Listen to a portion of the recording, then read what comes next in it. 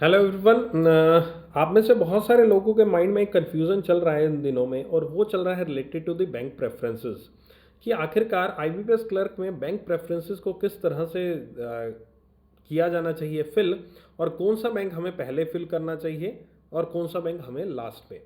इस सवाल का जवाब देने से पहले मैं एक छोटा सा प्रोसीजर बताना चाहूँगा बैंक्स का रिक्रूटमेंट का।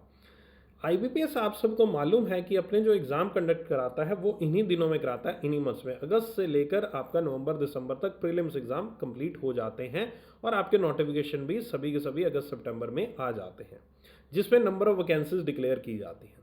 लेकिन जो बैंक के इंटरनल प्रमोशंस होते हैं, वो यहाँ पर प्रोसीजर स्टार्ट होता है जनवरी फरवरी में जाकर, और वो एंड हो जाता है मई तक जाकर।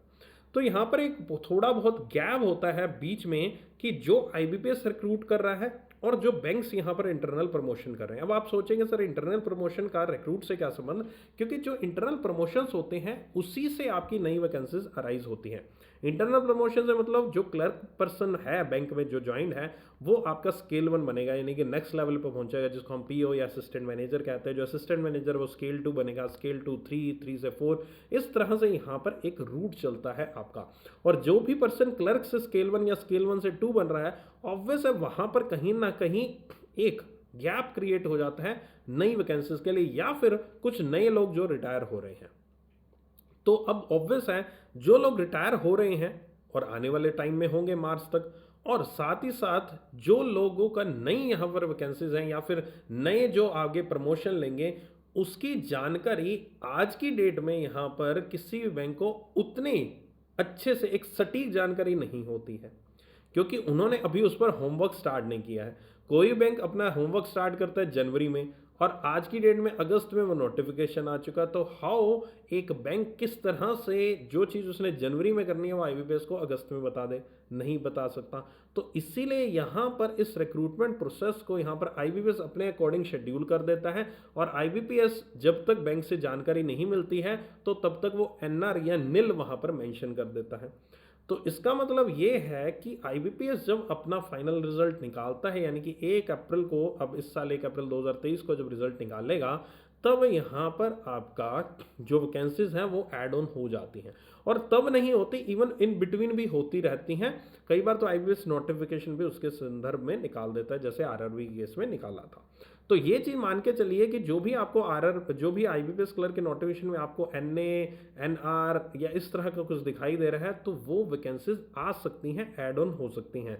तो यहाँ पर फिलहाल 6000 से कुछ ज़्यादा 6-7 हज़ार वैकेंसीज जो आई हैं, ये वैकेंसीज आपकी डबल हो सकती हैं जब तक आपका रिक्रूटमेंट प्रोसेस एंड हो जाएगा, क्योंकि बैंक्स अपना होमवर्क स्टार्ट करना करेंगे आपका जनवरी में, और तब जाकर जो इंटरनल प्रमोशंस होंगे वो यहाँ पर चैनलाइज होंगे, और जब इंटरनल प्रमोशन होंगे, लोग प्रमोशन लेंगे, तब वहाँ पर वैकेंसीज क्रिएट हो जाएंगी ऑब्वियसली, और तब तक काफ़ी लोग रिटायर भी हो जाएंगे। तो एक फाइनल लिस्ट एक उनके पास तभी मिल पाती है। अभी वो जस्ट एक्सपेक्टेड है, एक एक्सपेक्टेशन है, एक प्रेडिक्टेड नंबर है। तो जिन बैंक्स ने ये होमवर्क कर लिया वो तो अपनी रिपोर्ट कर देते हैं, लेकिन वो बैंक्स ने रिपोर्ट की है जस्ट एक estimated number, not exact numbers, ठीक है। तो मान के चलिए जितनी वैकेंसीज हैं और ये इंक्रीज ही होंगी, और ये पास्ट में पिछले सालों से यही फंडा चला आ रहा है। तो पहली चीज, नंबर ऑफ वैकेंसीज को देख के अपने प्रेफरेंस को फिल नहीं करना कि ये सर जीरो आई है, ये एनआर है, मैं तो इसको नहीं भरता हूं, मैं तो इसको साइडलाइन कर देता हूं, ये बैंक को तो वैकेंसी निकालेगा ही नहीं। पहली चीज तो ये सोच के मत करना। मैंने अभी आपको रिक्रूटमेंट प्रोसेस बताया जो कि आपको बताना बहुत ही जरूरी था। दूसरी चीज, यहां पर अब चलता हूं बैंक के मर्जर के ऊपर। जो हाल ही में बैंक्स मर्ज हुए हैं, वो बैंक्स यहाँ पर सरकार उनकी ग्रोथ के ऊपर ध्यान देगी, ज़्यादा देगी इन कंपैरिजन टू दी जो बैंक्स मर्ज नहीं हुए हैं। तो जो बैंक्स मर्ज नहीं है उन पे प्राइवेटाइजेशन की तलवार लटक रही है, या फिर उनके मर्जर की तलवार लटक रही है, या फिर कुछ भी और ABC XYZ सरकार उनके साथ कर सकती है। तो ये मान के चलो जो बैंक मर्ज हो चुके हैं वो तो अभी अपने फंक्शन को स्मूथ करने की तरफ हैं, कर रहे हैं, और वो बिल्कुल ग्रो कर सकते हैं आगे आने वाले फ्यूचर में। अब बैंक की ग्रोथ का यहाँ पर आपकी वैकेंसी से क्या लेना देना। देखो, जब भी बैंक कोई ग्रो करता है, कोई भी ऑर्गेनाइजेशन जब ग्रो करती है, तो उसके एम्प्लॉयज़ को डेफिनेटली बेनिफिट मिलता ही मिलता है। तो जितनी आपका ऑर्गेनाइजेशन ग्रो करेगी उतना बेनिफिट आपको मिलेगा, in the form of the allowances मिलेगा, या फिर किसी और फॉर्म में मिलेगा। तभी तो स्टेट बैंक ऑफ इंडिया के allowances in comparison to other public sector bank ज़्यादा है।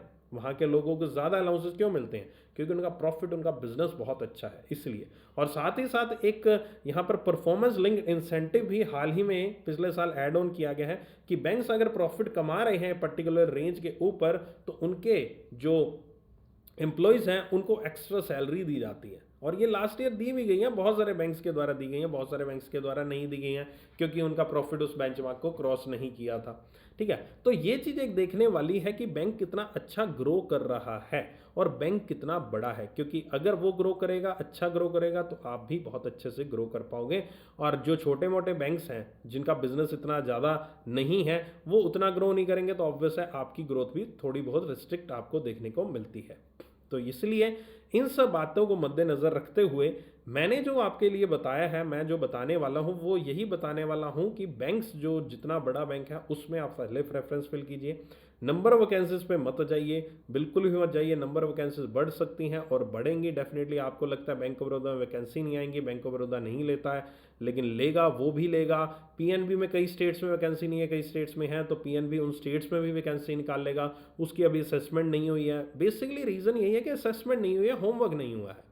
अब 6 महीने बाद वाला होमवर्क वो आज क्यों करेंगे, वो दूसरे काम में बिजी है इस वक्त। तो जब होमवर्क करेंगे तब आईबीएस को इन्फॉर्म कर देंगे, तो आपके रिजल्ट में इंक्लूड हो जाएगी वो चीज़। तो ये चीज़ थोड़ी सी ध्यान में आपको रखनी ज़रूरी है।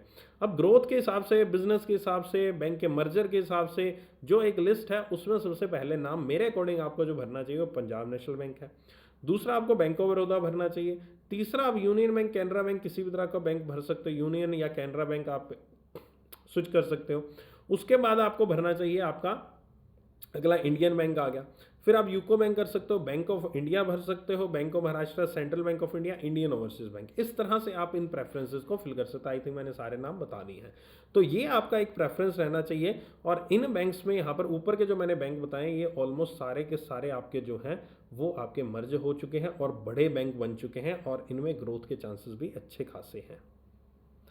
तो उम्मीद करता हूँ ये वीडियो से आपको बहुत बेनिफिट मिला होगा। इसमें आपको अब कोई भी डाउट नहीं होना चाहिए। हाँ, एक और डाउट आपके माइंड में आएगा, सर फिर स्टेट का क्या करें, कि सर मेरे स्टेट में तो यहाँ पर किसी भी तरह की वैकेंसी है नहीं, क्या है क्या नहीं है, तो उसका हम क्या कर सकते हैं। तो उसमें आपको सिंपल सिंपल यही करना है कि अगर आपके स्टेट में वैकेंसीज हैं, आपको अपने स्टेट प्यारा है, अच्छा है, तो ऑब्वियस उसी स्टेट से जाइए। अगर किसी स्टेट में वैकेंसी नहीं है, फॉर एग्जांपल आपके स्टेट में पीएनबी वैकेंसी भी नहीं है, तो सर मैं पहला मैं पीएनबी क्यों भरूं। तो ये बंधु ध्यान रखना, पहली चीज़ तो मैंने बताई वैकेंसीज आएंगी। दूसरी चीज़ ये मत सोचो अगर वैकेंसी नहीं आती, फॉर एग्जांपल नहीं आती, तो आपको ऐसा नहीं है जॉब नहीं मिलेगी, आपको नेक्स्ट प्रेफरेंस वाली बैंक की जॉब मिल जाएगी। तो वही है ना, उम्मीद पे दुनिया कायम है। हम यही उम्मीद करके चलते हैं, बढ़िया बैंक है तो हम फर्स्ट भरेंगे, और हमारे मार्क्स अच्छे आएंगे तो हमें फर्स्ट बैंक मिल जाएगा, बढ़िया बैंक मिल जाएगा। ठीक है, तो ये चीज़ सोच के रखो, इस तरह से प्रेफरेंस हो रहा। अब कई साउथ इंडियन मेरे स्टूडेंट्स होंगे, तो साउथ इंडियन सोचेंगे सर हमारे वहाँ तो पीएनबी और बैंक ऑफ बड़ौदा इतना कुछ ज़्यादा है नहीं, इतना ज़्यादा उनकी ब्रांचेज नहीं है, तो क्या करना चाहिए। तो लेकिन पीएनबी, बैंक ऑफ बड़ौदा नहीं, लेकिन आपके वहाँ कैनरा बैंक की अच्छी खासी ब्रांचेज होगा, आपके वहाँ पर यूनियन बैंक की अच्छी खासी ब्रांचेज होगी। कॉर्पोरेशन बैंक का मर्जर यूनियन में हुआ है, और कॉर्पोरेशन बैंक के साउथ इंडिया में बहुत अच्छी खासी ब्रांचेज है, तो आप उनको थोड़ा सा हल्का प्रेफरेंस दे सकते हो अगर आपको लग रहा है तो। लेकिन टॉप 5-6 बैंक्स इन्हीं को रखना, उसके बाद आप जैसे मर्जी कर लेना साउथ इंडियंस के लिए। और नॉर्थ इंडियन के लिए यही फंडा चलेगा, क्योंकि नॉर्थ इंडिया में इन सब ब्रांचेस की, बैंक्स की ब्रांचेस बहुत ज़्यादा है, और अगर आप होम स्टेट से भरते हो तो आपको एक चांस ज़्यादा होता है आपके घर के नज़दीक। ये तो नहीं कहूँगा कि घर के नज़दीक मिलती है, मतलब मिल भी जाती है, 50-50% चांसेज है, लेकिन घर से ज़्यादा दूर भी नहीं मिलती है। तो उम्मीद करता हूँ ये वीडियो आपको समझ में आ गई होगी, मैं क्या कहना चाहता हूँ, क्या मेरा तरीका है बताने का, समझने का, ये आपको अब जज करना है। अब आपको सोचना है कि आप किस तरफ से सोचना चाहते हो, मेरे अकॉर्डिंग सोचना चाहते हो तो आपका कुछ और पॉइंट ऑफ व्यू है। ये मैंने आपको पूरी पूरी लिस्ट बता दी है, अपने एक्सपीरियंस से बताई है। 2011 से बैंकिंग सेक्टर में हूँ, तो डेफिनेटली कहीं ना कहीं मुझे इस चीज़ का बहुत अच्छे से डीप रूट्स जिसको कहते हैं ना, जड़ों तक आइडिया है कि कहाँ पर कौन सा बैंक किस तरह से परफॉर्म करा है, क्या चीज़ है। और मैंने पूछे इतने सालों की बैंकिंग को जो देखा है, उसके बाद ही मैंने आपको ये लिस्ट आपको बताई है। तो इसी को फिल कर देना बेझिझक, और बढ़िया तरीके से अपनी तैयारी करो। टेंशन मतलब वैकेंसीज कितनी है, क्या नहीं है, अपनी तैयारी को जारी रखो। वैकेंसीज बढ़ेंगी और डेफिनेटली आपकी बढ़ेंगी। और इसी तरह से देखते रहिए, मिलते रहिए, और अपने डाउट्स कोई भी हो तो ज़रूर पूछिए कमेंट सेक्शन में, I will try to reply those.